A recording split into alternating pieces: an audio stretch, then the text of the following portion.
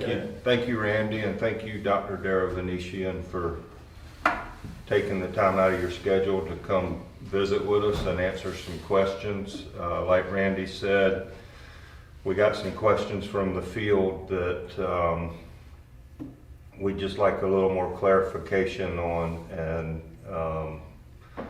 so with that, what we'd like to know is, what exactly is COVID-19? What is that virus? Well, thanks for inviting me. I hope I can shed some light on this subject. COVID-19 is a new virus that was first discovered in China in late 2019. It's similar to viruses that had been studied before, some of which cause the common cold, some of which cause more serious respiratory illnesses, but they're all a family of respiratory viruses, meaning that they tend to cause cough and breathing problems. So the importance of it is that it's spread around like the flu is spread around. Mm-hmm. People are pretty familiar with the flu, and most of the time when people get the flu, they have a cough, they have a cold, they feel bad for 4 or 5 days, and but they usually get over it. And the thing that's different about COVID is that it spreads easier than the flu does, and it is more serious. It spreads in such a way that for every person that gets COVID, the likelihood is, if they're unprotected and take no measures to protect themselves or other people, the likelihood is a person who's infected with COVID will spread it to 2 people. And then they in turn will spread it to 4 people, who will in turn spread it to 8 people, and so on. So you can imagine the ability of this virus to spread is pretty significant. So it's more serious than the flu, and it spreads easier than the flu. And a lot of the information about the virus is still being gathered. The information that we're going on is information that exists from study of previous viruses similar to this one, but not this exact one. So the information that we collect on it is ongoing. We've got information coming from China on what their experience has been, and so. But basically, it's just a virus that causes something that looks like cold and cough and flu, but it's different. It spreads easier and can be worse. So with that, how do you get it? How do you contract the virus? Well, this particular virus, there are many different viruses that cause disease, but this particular type of virus is what we call a respiratory virus, meaning that it's spread mostly by a person's breath. So if you stand too close to an infected person, just breathing in the air that they just breathed can get it. You can get it that way. We all have noticed, I'm sure, in cold days that we can see our breath. Well, that breath is moisture coming out of our mouths. Mm-hmm. And that moisture carries germs. Everybody has germs in their airway, their nose, and their throat, and their lungs. Everybody has germs. And if a person has COVID and they exhale and someone stands too close to them, they can breathe in that air and get infected that way. If the infected person coughs, they can spread it 6 feet, 12 feet, depending upon how strong their cough is. So that's the main way that people get this. So you were talking earlier about standing close to each other and the coughing and the sneezing. In our company, we have a policy that no one stands closer than 6 feet together. And if they have to work closer together, they have to wear a plastic face shield. The coughing and the sneezing part of that, we are in the process, as of today, we're handing out these, what they call buffs. They're the little rings that go around your neck and we pull them up over our nose and mouth. It's a cloth mask. Is that sufficient enough for what you were explaining earlier on the coughing and the sneezing? I think it's a great addition to protecting people, because when the coughing and sneezing comes out, it's pretty moist as it comes out of your nose and your mouth, and if you have a cloth barrier there, it can catch it. So the main reason that we're wearing these kinds of masks is to prevent our neighbors, our coworkers, the people around us from catching this illness. Because you can have this illness and not know it. Because you can get sick with this and feel fine for a few days and be breathing and maybe sneezing and sniffling a little bit, but not really aware that you don't have a fever yet, for instance, that kind of thing. So people can have few or no symptoms and be spreading this virus. So having a barrier like that to prevent that infected moisture coming out of their mouth will prevent, mostly is to prevent other people from getting it. The masks that prevent you from getting it are much more difficult. Only healthcare people wear those, really. So really, to clarify, the mask that we're wearing is really so we don't get it. So that just tells us that we need to enforce even more if we're working around people that aren't wearing a mask to put a mask on, because wearing the mask is preventing us from giving it to someone else. So if we're working around somebody that doesn't have a mask on, they could be spreading that virus. Sure, especially if they're closer than 6 feet. Right. Which is going to happen.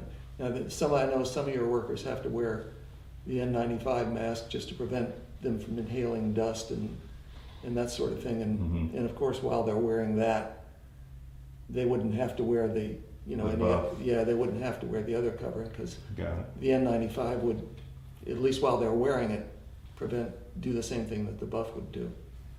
How do we stay safe, like at work and at home?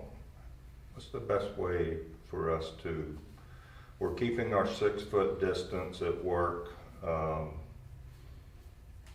Do we need to wash our clothes when we get home? Do we need to strip in the garage, like stories that we've heard out there? There's so many do's and don'ts out there. In your opinion, what's the best way for us to stay safe at work and at home? Well, I think the social distancing is important. The 6 foot distance that we've talked about, covering your face with a cloth reusable mask is fine. That's to prevent other people from getting it from you. That's what that's for. Not to prevent you from getting it from other people. It's to prevent you from spreading it. And covering coughs. If you happen to be at home and you have a cough or a sneeze, you cough into your elbow or a tissue. If you have to cough into your hand, then you have to wash your hand. Speaking of hands, there's information out there too on do's and don'ts and what's the best thing to do. What about the disposable gloves that some say we need them, some say we don't? I think, the guidelines that I've read should say that that workers don't need to wear disposable gloves while they're working for this COVID issue. Gloves, of course, need to be worn for whatever work they're doing. Certain tasks that they're certain doing. tasks that they would normally use when we weren't in a pandemic. And we have a policy in place for that Yeah, too. but disposable gloves in this situation are not necessary unless you are a cleaning person. There's protocols for that. If you're a cleaning person and you have to disinfect a work site, for instance, and you're using toxic chemicals, you wear disposable gloves. If you're a nurse and Taking you're temperatures taking and- temperatures and you might be dealing with someone who has an infection, those people have their protocols to wear them. But other than those two people, those are not necessary. So I brought it up earlier. What's your opinion on when you get home from work. Yeah. The virus can live on, once you cough it out. If a person didn't inhale it, but it landed on their skin, for instance, and it just stayed on the skin, the virus is not going to go through your skin.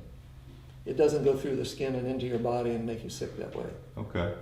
But if it's on your skin and you happen to touch that skin to your eyes or your nose or your mouth, in moist areas like that, then the virus can get in that way. So that's one of the reasons, the main reason, that we wash our hands, because our hands are close to our faces and other, so it's contaminated with a person's breath. So that's why we are interested in hand washing and keeping our hands clean, because everybody touches their face multiple times an hour without even thinking about it. Yeah, without even. And so it can be spread that way. So let me ask this: on every one of our job sites, we have set up hand washing stations, and when our trade partners and our employees come on the job site, they wash their hands, and when they leave the job, they wash their hands. As long as we're staying 6 feet apart, which is protocol for us, is it safe? Is there a chance of catching the disease using the same hand washing station? I don't see how that would be. I don't think so. Okay. The only danger there to me is if you happen to be closer than 6 feet, Okay. So it sounds like to me the protocols that we have in place, that we're heading in the right direction, and we're doing everything that we can do up to this point for our trade partners and our employees on the job site. It sounds like it to me. I read the policy, and it sounds like you're in compliance with OSHA and CDC. Yeah. How do we know if we get COVID-19? I've heard stories out there that people are walking around with it, they don't have they don't have the symptoms. How do we know if we got COVID? Well, it's true. There are people that get infected and they didn't even know they were infected. There are people that get infected and have horrible problems, and people in between those two extremes. But basically, it's if you get an infection, it's going to feel like a cold. You're going to feel bad. The most common symptom or sign is fever. That's the most common one. The next most common one is feeling bad, fatigue. And then after that is cough. And there's other symptoms that people get, but mostly it's like a cold or a flu type thing. So is that the order, or is there not an order? Would you expect to have a fever first and then go into the cough, or could you? Is there like the initial signs that you would look for would be those three, but is there steps that, hey, I'm feeling fatigued, but I'm not running a fever, or do you run a fever then feel fatigued? Could it be any of the three that you need to start taking precautions on? Yeah, I think that no one really knows for sure with this particular virus. These recommendations are coming off of recommendations that Asian countries have had to deal with a similar virus. There's something called SARS and something called MERS. So a lot of these recommendations are coming from their experiences. But and what little bit of knowledge we have from the China experience. But yeah, you can have these symptoms. You can have just the fever at first, and then feeling tired, or you can feel tired first, or the cough first. So it's important to just be aware that that's what this could be. If you get any cold symptoms of any sort, the best advice is to stay at home. Don't spread this around, because right now, that's all we can do. There's no treatment for this. There's no vaccine for this. There's the only way we can fight this virus is by keeping it from spreading around to other people. So you quarantine yourself Quarantine yourself, right? when you start having those symptoms. Right. And the good news is that 80 to 85% of people who get it, who actually get COVID, they don't need to go to the hospital. They usually recover at home without a problem. They feel sick, they feel bad, but 80 to 85% will get better at home. Well, we have that 14-day quarantine process in place. So, in your opinion, if we have a trade partner or an employee on the job that starts running a fever or starts coughing or sneezing, so your advice would be to stay at home and quarantine for 14 days? Or if 2 days later they feel, I mean, what? I don't think that it's known what's right in that regard. I think that the guidances that are coming out, the 14-day quarantine, these are guidances from various organizations that CDC and OSHA probably. I don't think that it's known yet what's exactly right. Generally speaking, people say that if you've been exposed to this and you're going to get symptoms, usually you get it within 5 to 7 days of being exposed. So You start seeing some of those 3 symptoms. Yeah. The fever, fatigue, Right. cough. Right, 5 to 7 days. Okay. And it could be that someone could be longer than that, illnesses. Not everybody reacts the same to illnesses and infection. Okay, so we know there's no proven current treatment. So, say you get that fever or the fatigue or the cough and it's not getting better. What's the next move? Going to the ER? Going to the? I mean, what process would you take in that situation? Well, I would recommend that patients stay at home if they have a fever and a cough. If they feel bad, if they feel that they're feeling worse than they would if they had a cold, especially if they started to feel short of breath or they started to have chest pain. In those 2 situations, they should go to the ER. Or if they began to vomit, they should go to the emergency room for those 3 indications. If you felt lightheaded, you couldn't stand up because you felt so lightheaded, go to the emergency room. So if you feel like it's just a cold and you're surviving it well at home okay without any of those symptoms, you should be fine 80% of the time, so the statistics say. But if you get worse, go to the ER. If you get chest pain or shortness of breath, call 911. You've given us a lot of good information. We know about the CDC.gov. Is there any other sources online that are available if we wanted to do more research on it that we could go visit? Yeah, I would recommend the World Health Organization, WHO, has a website that I think people can look at. Johns Hopkins University also has a website with a lot of information about COVID-19. Mayo Clinic does as well. So I would recommend any and all of those websites for people to look at.